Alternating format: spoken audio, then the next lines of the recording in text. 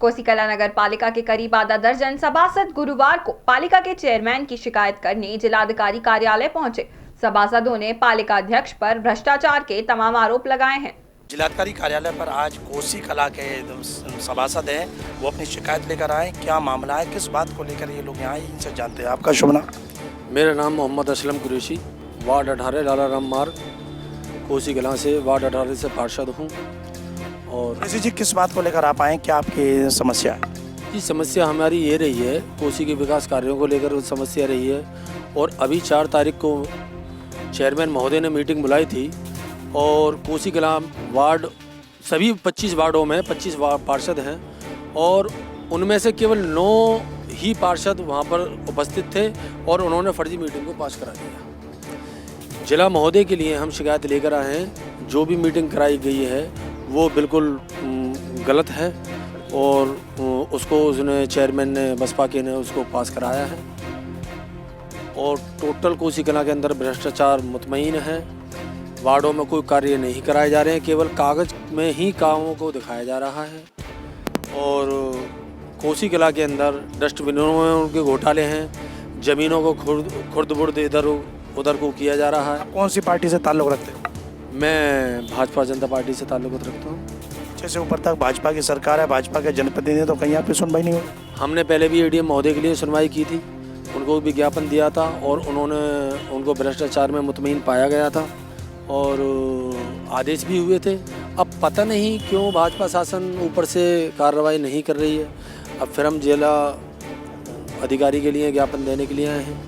उनका तो कहना है कि लगातार उन्होंने 2 पहले बैठकें बुलाई, पार्षद उसका बहिष्कार कर गए, लेकिन अधिनियम के तहत ये तीसरी बार में बैठक हुई है। देखो, जो पहले उन्होंने बैठक बुलाई थी उसमें उन्होंने गणपूर्ति पूर्ति की वजह से बोर्ड बैठक थी वो निरस्त कर दी गई।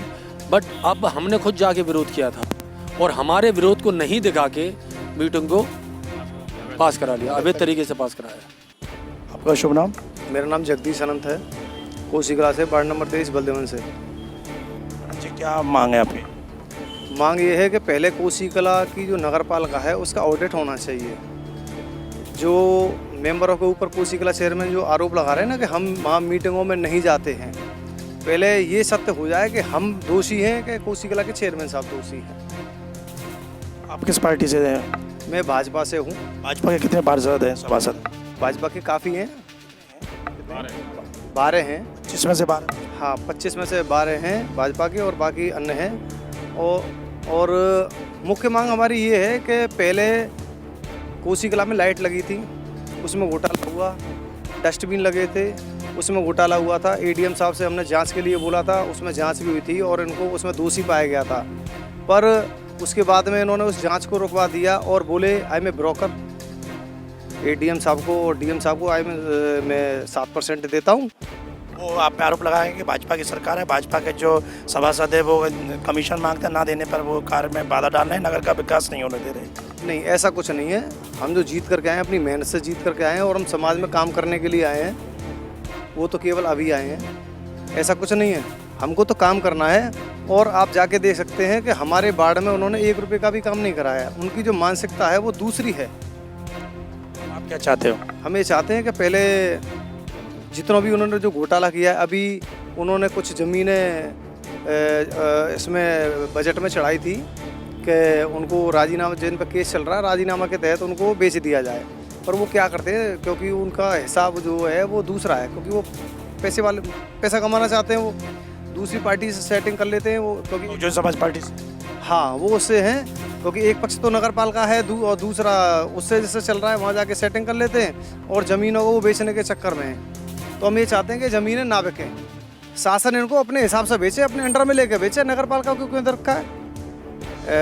एसडीएम साहब अपने अंडर में लेकर के उसका हिसाब किताब करें और हम चाहते हैं कि नगर पालिका को ज़्यादा से ज़्यादा पैसा मिले, बजाय चेयरमैन साहब उसको खाने के वो विकास में पैसा लगाना चाहिए। उसमें होना चाहिए सीधा एसडीएम साहब के हाथ में होना चाहिए वो। जगदीश जी, आप जो आरोप लगा रहे हैं, कोसी कला के छाता विधानसभा के विधायक आपके, मंत्री आपके, भाजपा के जिलाध्यक्ष आपकी और सारे कुछ ऊपर प्रदेश में मुख्यमंत्री आपके, देश में प्रधानमंत्री भाजपा के, तो ऊपर से नीचे तक भाजपा होने के बाद भी आपकी सुनवाई नहीं हो रही, तो क्या कहोगे? इसमें मैं मानता हूँ कि इसमें जो अधिकारी हैं वो भ्रष्टाचारी हैं। अधिकारियों के ऊपर भी आपकी सरकार है, आपके मंत्री हैं, उनसे होनी चाहिए शिकायत। उनसे भी बातें हो रही हैं, चल रही हैं उनसे बातें, पता नहीं क्यों काम नहीं हो पा रहा है। और मैं एक आपके द्वारा संदेश देना चाहता हूँ भाजपा को, अगर ऐसे ही रहा तो आने वाले 2022 के चुनाव में आप पटक नहीं खा जाएंगे। हो सकता है कि मैं भाजपा का हूँ, शायद आपको वोट ना दूँ, क्योंकि मैं पीड़ित हूँ, भाजपा का हूँ, जीत के आया हूँ, बाढ़ में मुझे गालियाँ पड़ती हैं और आप सुनवाई नहीं कर रहे हैं। तो फिर पार्टी के कार्यकर्ता और जो वोटर है उनका मनोबल गिर रहा है। हाँ बिल्कुल गिर रहा है। और मैं एक बात और कहना चाहता हूँ, अभी तो भाजपा की शासन है, बसपा का चेयरमैन है। अगर बसपा की शासन होता और ये चेयरमैन होता, ये हमको दौड़ा दौड़ा के मारता। ये सत्यता है। और मैं योगी जी आपसे स्पष्ट कहना चाहता हूँ, कहीं से भी ये रुकावटें इनको खोलिए, नहीं तो 2022 में आपको बहुत तगड़ी पटकनी लग जाएगी। हो सकता है कि हम इतने पीड़ित हो जाएं कि हम भी आपको वोट ना दें।